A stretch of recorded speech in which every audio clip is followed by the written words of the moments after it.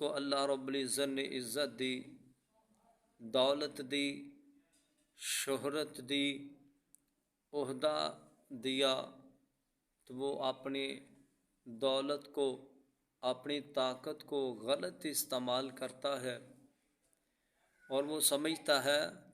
کہ مجھ سے کوئی پوچھنے والا نہیں، مجھ سے کوئی سوال کرنے والا نہیں، اور جب وہ کسی کی زمین کو ناجائز حاصل کرتا ہے، کسی کی زمین پر ناجائز قبضہ کرتا ہے، اور وہ سمجھتا ہے کہ میں نے بہت کچھ اکٹھا کر لیا، میں نے بہت کچھ حاصل کر لیا،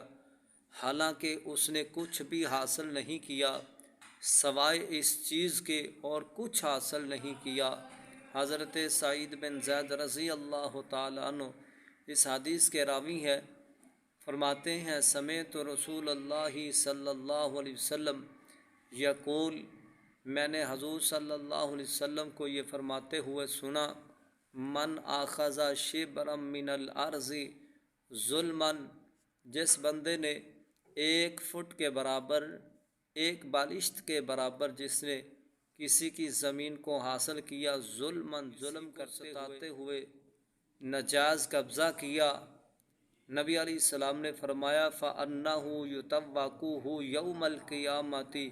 مِنْ سَبْعِ أَرْضِينَ، نبی علیہ السلام نے ارشاد فرمایا وہی 1 بالشت کے برابر جو زمین ہے جو اس نے ناجائز طریقے سے حاصل کیا، کل قیامت والے دن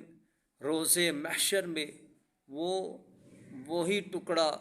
وہی 1 فٹ کے برابر جگہ 7 زمینوں کی طرح بنا دیا جائے گا،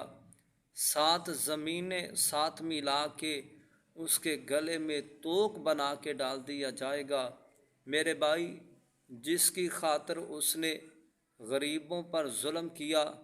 جس کی خاطر یہ کام کرتا رہا، جس کی خاطر ناجائز قبضے کرتا رہا، کل قیامت والے دن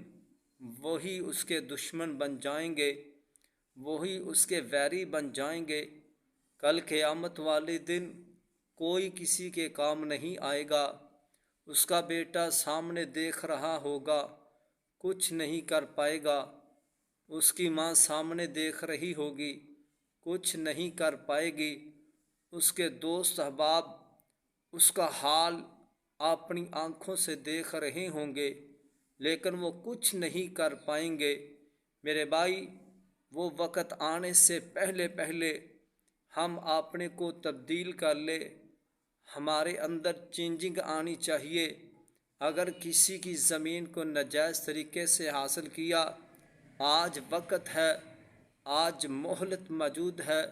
موت آنے سے پہلے پہلے اللہ رب العزت نے ہمیں مہلت دی ہے، اس مہلت کو غنیمت جانتے ہوئے اس کو وہ دولت، وہ زمین واپس کر دے، تاکہ ہماری آخرت نہ اجڑ جائے۔ جتنا اللہ رب العزت نے ہمیں عطا کیا ہے، جتنا اللہ رب العزت نے ہمیں مالک بنایا ہے، اسی پر صبر کریں گے، اسی پر اتفاق کریں گے۔ اللہ اکبر کبیرہ، اگر ہم کسی پر ناجائز طریقے سے ظلماً کسی کی زمین حاصل نہیں کریں گے تو انشاءاللہ میں امید کرتا ہوں اور گرانٹڈ بات کرتا ہوں کہ اللہ رب العزت ہمیں جنت ضرور عطا فرمائیں گے۔ بلکہ میں نے تو ایک حدیث میں پڑھا کہ جس بندے نے حق پر ہوتے ہوئے بھی اپنے حق کو چھوڑ دیا، لڑائی اور فتنے کے ڈر کی وجہ سے، اللہ رب العزت اس بندے کو جنت کا سینٹر عطا فرمائیں گے۔ سبحان اللہ۔ اللہ سے دعا ہے اللہ ہم سب کو رزق حلال کھانے کی توفیق عطا فرمائے۔